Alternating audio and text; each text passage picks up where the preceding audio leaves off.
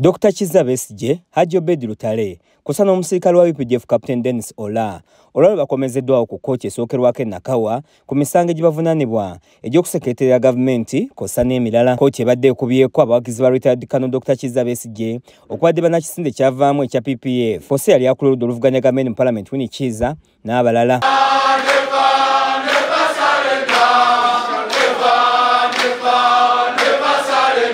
Oludda olwabwe lwali lwasaba kkooti okubakkiriza beekebejja amasimu ga Dr. Kizza Besigye n'Obed Lutale nga balumiza nga waliwo obujulizi bwe balina okwekenneenya obuli mu masimu gano. Olwaleero oludda olwabwe nga lukulembeddwamu Richard Bilivumbuka basabye okugoba abantu ba bulijjo kw'ossa ne bannamawulire mu kkooti. Omusirikale wa poliisi w'ekitongole ekikese kya CID Benedict Odie bw'anaaba awa obujulizi mu kunoonyerezaako ku musango guno.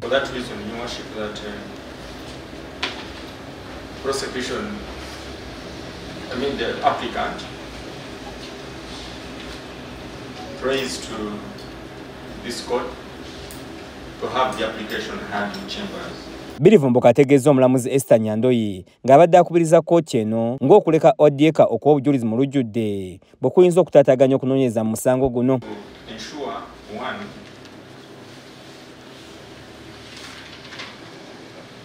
protection of Mr. Odiek Benedict from public attacks.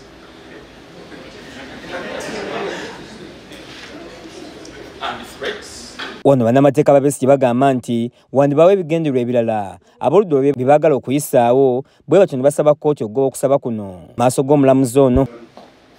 It's not only misconceived, Your Worship, but it amounts to an abuse of court process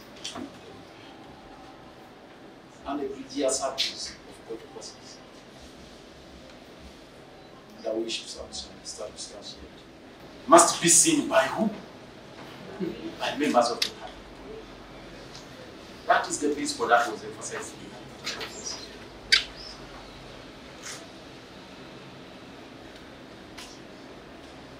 The state argued that the accused persons will not be prejudiced, but the public will be prejudiced.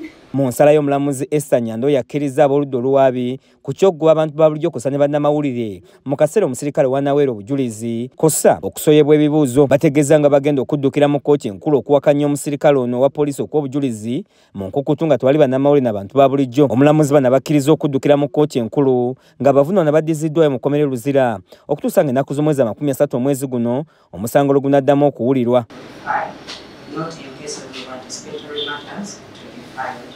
However, to enable the accused persons to exercise the right, this court shall adjourn this matter from hearing to the 30th of April 2025.